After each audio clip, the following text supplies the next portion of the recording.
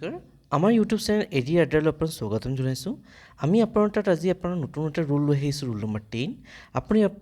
আজি ডিছকাছ কৰিব যাম ৰুল নম্বৰ 10 টো কেনেকৈ হয় ধৰক আমি লিখা আছে if a to the power x equals to b to the power y ধৰি লওক এইটো এটা ইকুৱেশ্যন দিয়া আছে য'ত where x equals to y হৈ আছে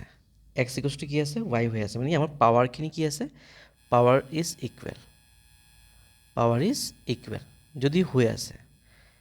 then base is always equal মানে আপোনাৰ a equals to সদায় b হ'ব বুজিছেনে then base is always equal sir বুজি পোৱা নাই ভালকে ধৰক মই ইয়াত লিখিছোঁ এক্সাম্পল এটা লৈছোঁ 2 to the power x equals to 2 to the power 4 equals to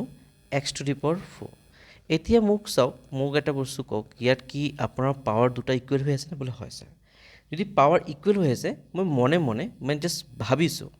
বুজিছেনে এইটো এনেকৈ কৰিবতো নোৱাৰোঁ জাষ্ট মনে মই ভাবিছোঁ মই 4 আৰু 4 কেনচেল কৰি দিব পাৰোঁ নে বোলে হয় স্যাৰ কেনচেলটো কৰিব পাৰোঁ দুটা পাৱাৰ একেটাই হৈ আছে কেনচেল কৰি দিয়ক ওলাই দিয়ক মানে এৰাই দিয়ক সিহঁতক